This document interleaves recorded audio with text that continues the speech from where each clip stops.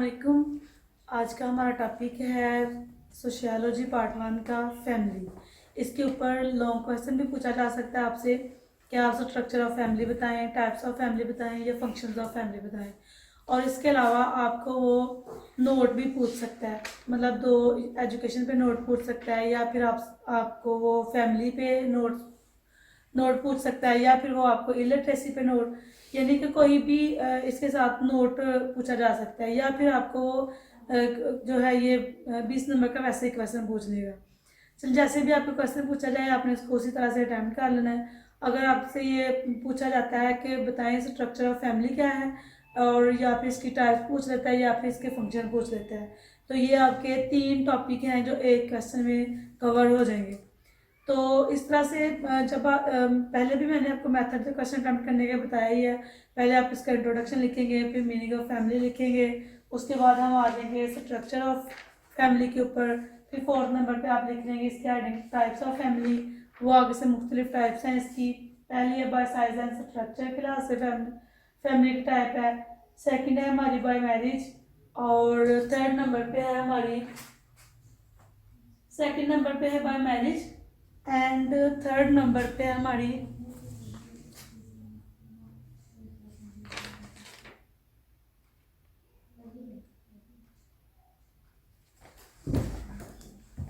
Third number पे है bye residence.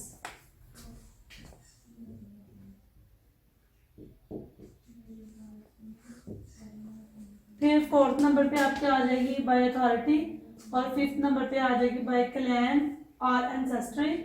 और फिर आपने 4th नंबर पे इसके फंक्शंस लिख लेने हैं। पहला फंक्शन है हमारा रेगुलेशन ऑफ सेक्स, सेकंड है रिप्रोडक्शन, थर्ड है सोशलाइजेशन, फोर्थ है अफेक्शन, फिफ्थ है सेफ गार्ड ऑफ इंटरेस्ट, और 6 पे है आगे प्रोटेक्शन, 7 पे है इकोनॉमिक, और 8 पे है एजुकेशन, 9 में है रिक्रिएशन, और 10th पे है रिलीजियस एंड कल्चरल वैल्यूज, और उसके बाद आपका कंक्लूजन। अब हम इसको 1 बाय 1 एक्सप्लेन करते हैं इस क्वेश्चन को। तो सबसे पहले हम देखते हैं कि स्ट्रक्चर ऑफ फैमिली में आप क्या लिखेंगे। ये आपकी बुक के ऊपर टॉपिक नहीं है वैसे, तो आपने इस लेक्चर को ज़रा ध्यान से सुनना है और चीज़ों को नोट करते जाना है साथ साथ। स्ट्रक्चर से पहले बल्कि हम देख लेते हैं कि मीनिंग ऑफ फैमिली क्या होंगे, तो आपने इन चीज़ों को साथ साथ नोट करते जाना है। मीनिंग ऑफ फैमिली है हमारा कि a group of 1 or more persons and their children living together as a unit. कि a group of 1 or more person, एक या एक से ज़्यादा अफराद पर मुश्तमिल कोई भी ग्रुप जिसमें वो खुद रहते हों या फिर उनके बच्चे रहते हों इकट्ठे एक यूनिट की तरह, तो वो हमारा फैमिली कहलाएंगे। उसके बाद आप कर लेंगे स्ट्रक्चर ऑफ फैमिली की हेडिंग। तो स्ट्रक्चर ऑफ फैमिली में आप क्या लिखेंगे कि the following relationship exist in a simple family when there are children with parents. कि उसमें स्ट्रक्चर फैमिली में हमारे आएंगे कि हस्बैंड एंड वाइफ रहते हैं, फिर उसके बाद फादर एंड सन आ जाएंगे। 3rd नंबर पे आप लिख लेंगे father and daughter, 4th number पे आप लिख लेंगे mother and sun, 5th number पे आप लिख लेंगे mother and daughter, 6th number पे आप लिख लेंगे brother and brother, 7th number पे सिस्टर एंड सिस्टर्स लिख लेंगे, 8th नंबर पे आप लिख लेंगे ब्रदर एंड सिस्टर। यानी कि ये एक फैमिली का स्ट्रक्चर बताया गया है कि एक फैमिली में कौन कौन सा होता है, जैसे मदर, फादर, फिर सिस्टर्स, ब्रदर्स, फिर husband and wife and their children. तो ये सारे का सारा, ये सारे जो रिलेशंस हैं, रिलेशनशिप है आपस में फैमिली की, ये हमारी आ जाएंगी स्ट्रक्चर ऑफ फैमिली में। उसके बाद हम आ जाएंगे टाइप्स ऑफ फैमिली पे। डिफरेंट टाइप्स हैं इसकी। जो पहली टाइप है हमारे पास वो है bye size and structure. Size and structure के हिसाब से यहाँ पे फैमिली की आगे से मज़ीद इसकी 4 टाइप्स बताई गई हैं। पहली टाइप आ जाती है हमारी बाय साइज एंड स्ट्रक्चर के लिहाज से। पहली है कंजुगल और न्यूक्लियर फैमिली। कंजुगल और nuclear family, this family is based upon the marital relationship. It is mostly referred as the nuclear family. It means a married couple and their unmarried children living together is called nuclear family.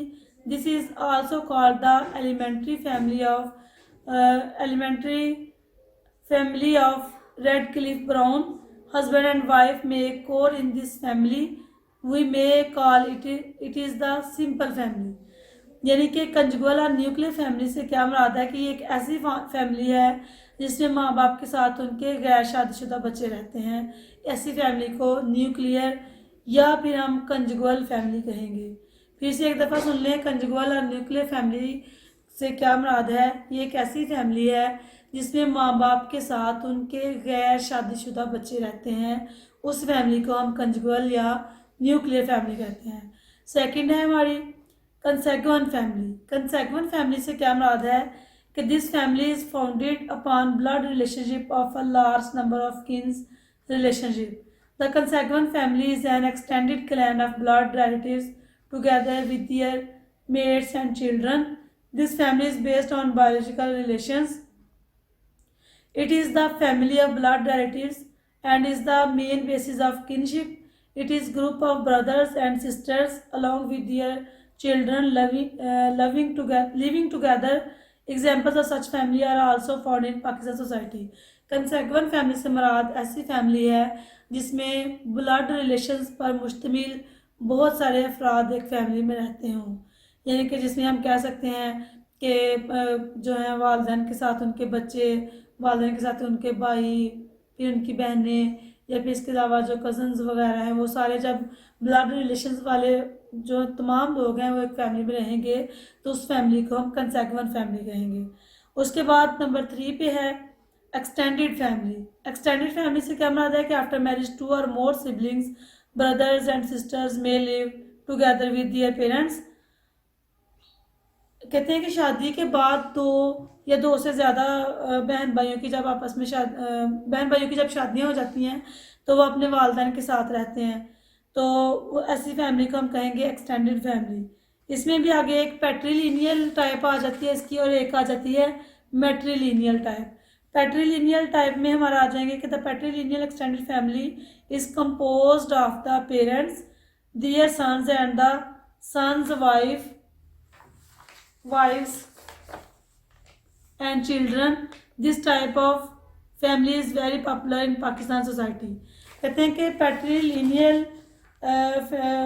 Extended family से क्या मुराद है, ये एक ऐसी family है जिसमें शादी के बाद जो बेटे हैं वो अपनी बीवियों के साथ अपने वालिदैन के साथ रहते हैं।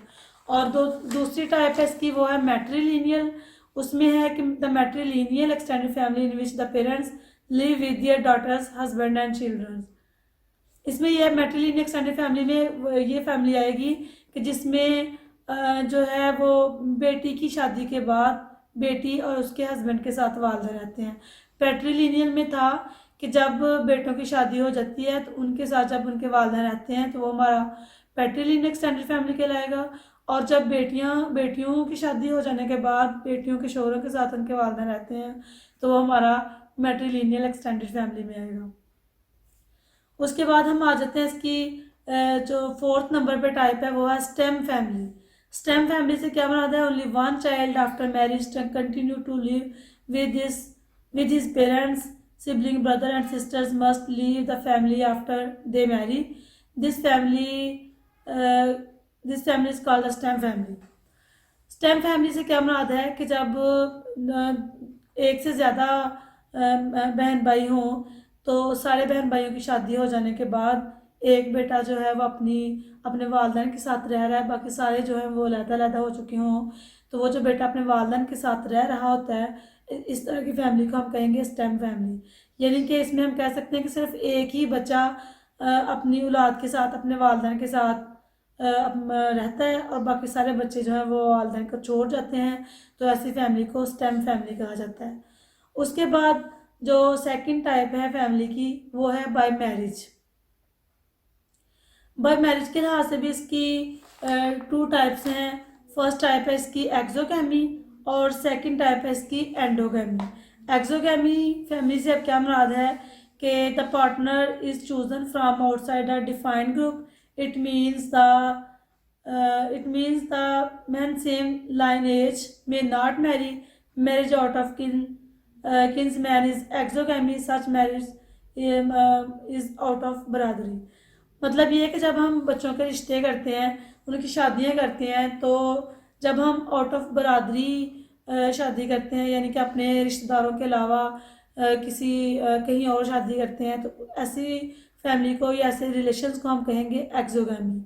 उसके बाद सेकंड है इसका एंडोगैमी। इसका मतलब ये है कि in this marriage the partners belong to the same group, having the same religion, same caste, same biradari and the same family lineage. Endogamy से मुराद ये है कि जब भी मैरिज की जाती है या पार्टनर चूज़ किए जाते हैं, तो वो अपनी बिरादरी के अंदर चूज़ किए जाते हैं या फिर अपनी ज़ात के, अपनी बिरादरी के, अपने जो है सेम फैमिली में से उनका इंतखाब किया जाता है। तो इस टाइप को हम कहेंगे एंडोगैमी टाइप। उसके बाद हम इसकी थर्ड टाइप पे आ जाते हैं। थर्ड टाइप है फैमिली की बाय रेजिडेंस। रेजिडेंस के लिहाज से इसकी आगे से फिर 3 टाइप्स हैं। पहली है पैट्रीलोकल, सेकंड है मैट्रीलोकल और थर्ड नंबर पे है न्यू लोकल। पहली है पैट्रीलोकल। तो पैट्रीलोकल में हमारा आएगा the husband and wife live with the parents of the husband in our society, most of the families are पैट्रीलोकल।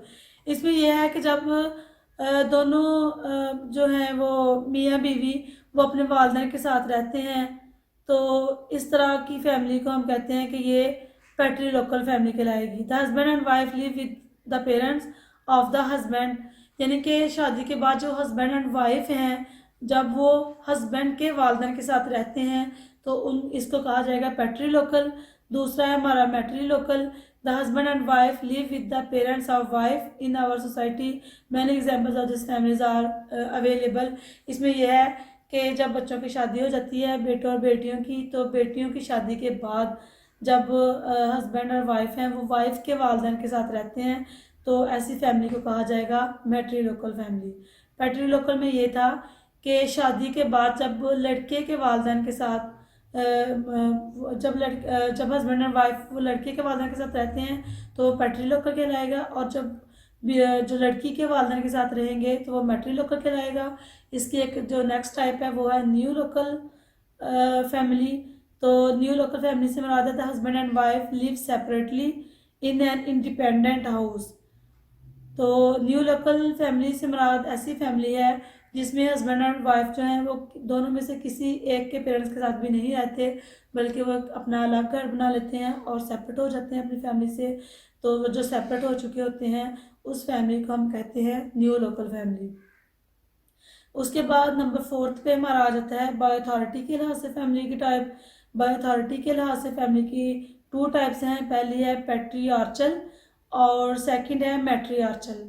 पैट्रियार्चल से मुराद ये है according to power and authority the family is called patriarchal in which father is dominant in all its affairs. Most of our families are of this type.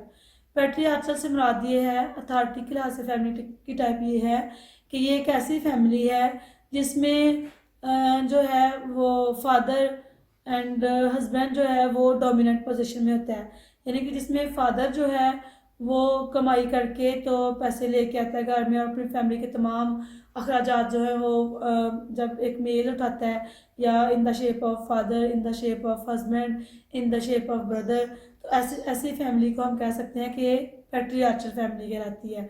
या अब brother और husband को छोड़ दें तो हम इसको सिंपली ये भी कह सकते हैं कि जहाँ पे फादर डोमिनेंट पोजीशन में होता है, फादर अर्निंग के बाद तमाम एक्सपेंसेस अपनी फैमिली के वो कर रहा होता है पूरे, तो ऐसी फैमिली को कहा जाएगा पैट्रियार्चल फैमिली। उसके बाद नेक्स्ट टाइप है इसकी मैट्रियार्चल फैमिली। मैट्रियार्चल में क्या है कि in this family the mother is dominant. Some families where father absent by death और सेपरेशन और where the mother is dominant, this family is found in the society. जो मैट्रियार्चल टाइप है फैमिली की according to by authority, उसमें यह है कि जहाँ पे फीमेल डोमिनेंट पोजीशन में होती है। डोमिनेंट पोजीशन में वो किस तरह से आ जाती है कि अगर उसका हस्बैंड की डेथ हो जाती है या उनकी आपस में सेपरेशन हो जाती है, नाराज़गी हो जाती है, या फिर कोई और वजह होती है जिसके तहत उसका हस्बैंड जो है वो अनेबल ऑफ अर्निंग होता है, तो जो फीमेल है, जो उसकी वाइफ है या जो मदर है, वो क्या करती है कि वो डोमिनेंट पोजीशन में होती है, वो अर्निंग करती है, वो जॉब करती है और वो तमाम अपनी फैमिली के जो अखराजात हैं उनको फुलफ़िल करती है, तो उस फैमिली को कहा जाएगा मैट्रियार्चल फैमिली। उसके बाद देखेंगे हम बाय क्लैन और एंसेस्ट्री के लिहाज से फैमिली की टाइप्स। तो इसकी 3 टाइप्स हैं आगे। पैट्रीलिनियल टाइप है एक मैट्रीलिनियल टाइप है और एक है हमारी बायलिनियल टाइप। तो जो पहली है वो है पैट्रीलिनियल टाइप है। According to lines of descent the relations is traced in father or grandfather line in this family. It means through father the lineage is determined. There are many types of families. In Pakistan is patrilineal families. Patrilineal family से क्या मुराद है bye clan ancestry के लिहाज से कि जब भी हमने बच्चों के रिश्ते तलाश करने होते हैं तो हम क्या करते हैं कि जब हमने उसके लिए इन्वेस्टिगेशन करनी होती है रिश्ता करने से पहले, तो हम क्या करते हैं कि हम देखते हैं कि लड़के के जो वालिदैन थे वो उनकी वालिदैन हैं या अगर नहीं है तो थे जब, तो उनकी क्या पोजीशन थी सोसाइटी में। या हम छानबीन करते हैं कि उसके जो हैं लड़के के आबाओ अजदाद के लिहाज से उसका फैमिली बैकग्राउंड कैसा है, उसको जब हम चेक करते हैं तो इस सारे फिर हम उसकी जो है वो आपस में रिलेशन जोड़ते हैं। तो इस टाइप को हम कहते हैं पैट्रीलिनियल फैमिली। उसके बाद है मैट्रीलिनियल फैमिली। तो इसमें कहते हैं कि the ancestral relationship in this family is determined through mother. This system is not found in our society. इसमें यह है कि जब हमने कहीं लड़की का करना हो, रिश्ता करना हो या लड़के का करना हो, तो हम देखते हैं कि उनकी जो वालदा है उसका बैकग्राउंड क्या था। स्पेशली लड़की का जब करना हो तो लड़की की वालदा और उसका बैकग्राउंड देखा जाता है कि वो कैसा था, अच्छा था या बुरा था, और उसकी इन्वेस्टिगेशन की जाती है। तो इसके बाद जब ताल्लुक़ जोड़े जाते हैं, जब रिलेशंस बनाए जाते हैं आपस में, तो इस तरह की फैमिली को कहा जाता है मैट्रीलिनियल फैमिली। उसके बाद है एक बायलिनियल फैमिली है। तो बायलिनियल फैमिली से क्या मुराद है कि एक ऐसी फैमिली है with the relationship is traced out through both the father and mother. there are many societies are of this type where son shows line of his father and the daughter of his mother. इसमें यह है कि ये एक ऐसी family है कि जिसमें जब कि रिलेशनशिप कायम की जाती है तो फैमिलीज़ को ट्रेस्ड आउट किया जाता है on behalf of mother and father. मतलब माँ के भी बैकग्राउंड को देखा जाता है और जो वालिद है उसके भी बैकग्राउंड को देखा जाता है। जब दोनों के बैकग्राउंड को देखने के बाद, दोनों के बैकग्राउंड की इन्वेस्टिगेशन करने के बाद रिलेशनशिप बनाए जाते हैं, तो ऐसी फैमिली को कहा जाता है बायलिनियल फैमिली। तो ये थी हमारी टाइप्स फैमिली की, जिनको हमने 1 बाय 1 देखा। पहली हमारी थी इसकी टाइप फैमिली की, पहली थी हमारी बाय साइज एंड स्ट्रक्चर के लिहाज से। इसकी आगे से सब टाइप्स थी जिनको हमने अलग-अलग देखा। उसके बाद हमारी सेकंड थी बाय मैरिज, इसकी भी आगे से टाइप्स थी जिनको हमने 1 बाय 1 देखा। उसके बाद जो थर्ड नंबर पर टाइप थी वो थी बाय रेजिडेंस, इसकी भी आगे से मुख्तलिफ टाइप्स थी जिनको हमने 1 बाय 1 देखा। उसके बाद थी बाय अथॉरिटी, इसकी भी आगे से टाइप्स थी जिनको हम देख चुके हैं। और एंड पे 5 नंबर पे टाइप थी फैमिली की बाय क्लैन और एंसेस्ट्री, तो इनको भी हमने 1 बाय 1 देखा। तो इसके बाद हम साथ ही आ जाते हैं अब फंक्शंस ऑफ फैमिली में। अब there are many functions of family हैं, जिनमें से कुछ का हम तो यहाँ पे जिक्र करते हैं। पहला हमारा फंक्शन है रेगुलेशन ऑफ सेक्स है, सेकंड है रिप्रोडक्शन है, थर्ड है हमारा सोशलाइजेशन है, फोर्थ नंबर पे है अफेक्शन है, और 5 नंबर पे है सेफ गार्ड ऑफ इंटरेस्ट है, 6 नंबर पे है प्रोटेक्शन, 7 पे है इकोनॉमिक, और 8 नंबर पे है एजुकेशन, 9 नंबर पे है रिक्रिएशन, 10 नंबर पे है रिलीजियस एंड कल्चरल वैल्यूज़। बार बार मेरा हेडिंग्स पढ़ने का मकसद यही है कि आप बार बार सुनें और आपको हेडिंग्स याद हो जाएं। तो अब हम फंक्शंस ऑफ फैमिली को 1 बाय 1 एक्सप्लेन कर लेते हैं। पहला फंक्शन क्या है, regulation of sex. Family is the only institution in which the sexual relationship satisfied regularly. The word societies arrange marriage in family, and for this the husband and wife are freely allowed sexual intercourse without fear, shame or disgrace. There are many functions of the family in this type. पहला क्या है कि इसके ज़रिए पहला जो function है family का वो क्या है कि ये बच्चों की आपस में शादियां करवाते हैं, निकाह करवाते हैं, और इनके जो रिलेशंस हैं सेक्सुअल इंटरकोर्स उनको जो है वो लीगली बनाते हैं। तो ये आपस में एक दूसरे के साथ रहते हुए कोई शेम फील नहीं करते। वो वजह क्या है कि जब उनका आपस में निकाह हो जाता है तो उसके बाद जो है वो एक लीगल रिलेशनशिप में आ जाते हैं। और ये एक पहला फंक्शन है फैमिली का, रेगुलेशन ऑफ सेक्स। सेकंड है हमारा रिप्रोडक्शन। रिप्रोडक्शन में क्या है कि human generation is reproduced in family. This institution the process of human production in all the societies, this function is performed by the family। Second function of family क्या है कि ये बच्चों को पैदा करते हैं। पहला था हमारा कि पहले उनकी शादियां की जाती हैं, निकाह करवाए जाते हैं बच्चों के। उसके बाद उनके रिलेशनशिप जो है उनको लीगल बनाया जाता है। जब वो लीगल रिलेशनशिप में आ जाते हैं तो उसके बाद वो क्या करते हैं कि वो आगे से अपनी औलाद पैदा करते हैं। तो ये फैमिली का एक सेकंड फंक्शन है रिप्रोडक्शन। उसके बाद नंबर 3 पे जो फैमिली का फंक्शन है वो है सोशलाइजेशन। सोशलाइजेशन में है कि after reproduction of a human race the next important functions of the family is the social its members so that they may become good members of society। It is the life of family and continues throughout the whole life in family and in other institutions। जो third function है family का वो ये है कि पहला तो ये था कि बच्चों की शादी की जाती हैं, फिर वो औलाद पैदा करते हैं। थर्ड है सोशलाइजेशन। सोशलाइजेशन का एक सेपरेट सा टॉपिक है जिसको अभी हमने डिस्कस करना है सोशलाइजेशन को। उसमें क्या होता है कि जब बच्चा पैदा होता है उसके पैदाइश से उसका जो है वो आगाज़ के साथ ही बहुत से स्टेटस उसके साथ लग जाते हैं बच्चे की पैदाइश के साथ ही। तो उसके बाद वो क्या होता है कि आस्ता आस्ता वो बड़ा होता है। जैसे जैसे बड़ा होता है उसके ऊपर मुख्तलिफ स्टेजेस आती हैं कि पहले वो उसकी बचपन की स्टेज होती है, उसके बाद उसकी जवानी की स्टेज आती है, फिर उसके बाद उसकी शादी होती है वो स्टेज आती है, फिर उसके बाद उसके बुढ़ापे की स्टेज आती है। तो उसके बाद मतलब शादी के बाद जब वो दोबारा अपने बच्चे पैदा करता है और दोबारा से उनका एक सिस्टम शुरू हो जाता है। तो ये है एक प्रॉपर सोशलाइजेशन कि जिसमें क्या होता है कि बच्चों की पैदाइश से लेके उनकी शादी तक और आगे से उनके बच्चे पैदा होने तक फैमिली का एक सिस्टम जो है वो चल पड़ता है। तो ये भी एक फंक्शन है फैमिली का कि प्रॉपर सिविलाइज्ड जो है वो चाइल्ड पैदा करना और उनको सोसाइटी के जो तमाम नॉर्म्स हैं, जो सोसाइटी के तमाम मैनर्स हैं, वो उनको अच्छे तरीके से सिखाना ताकि वो एक अच्छी फैमिली से, एक अच्छी सोसाइटी से बिलोंग करें और उनको एक प्रॉपर सोशलाइजेशन हो उनकी। ये था फैमिली का थर्ड फंक्शन। उसके बाद हम आ जाते हैं फैमिली के फोर्थ फंक्शन के ऊपर। फोर्थ फंक्शन है फैमिली का अफेक्शन। अफेक्शन का मतलब है शफकत।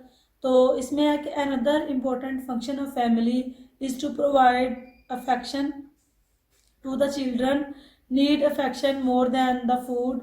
Without food they can live for a satisfaction, but they cannot survive if the affection of the parents is withdrawn from emotional disturbance and frustration. They collapse into a miserable life like a miserable life। जो fourth number पे function है family का वो है affection. इसका मतलब ये है कि जो वालिदैन हैं उनको चाहिए कि वो अपने बच्चों को एक प्रॉपर अफेक्शन प्रोवाइड करें। और इसमें उन्होंने एक एग्जांपल भी दी कि जो बच्चे हैं वो सेटिस्फाई रह सकते हैं अगर उनको प्रॉपर फूड्स वगैरह ना मिले, लेकिन अगर उनको प्रॉपर अफेक्शन वालिदैन की ना मिले तो इस वजह से वो फ्रस्ट्रेशन का शिकार हो जाते हैं और सोसाइटी में सर्वाइव करना उनका इंतहाई मुश्किल हो जाता है। तो इसलिए ये एक फंक्शन है, मेन फंक्शन है फैमिली का कि उनको अपने बच्चों को शफकत ज़रूर प्रोवाइड करनी चाहिए, उनको अपने बच्चों के साथ एक लगाव मोहब्बत होनी चाहिए और वो बताएं कि अगर बच्चों के बाहर कोई मामला वगैरह कोई मैटर्स ऐसे बन जाते हैं जहाँ पे उनको ज़रूरत पड़ेगी अपने बड़ों की, तो वो उनके वालिदैन उनके बड़े जो हैं वो उनको प्रॉपर अफेक्शन प्रोवाइड करेंगे और उनकी हेल्प करेंगे सोसाइटी में।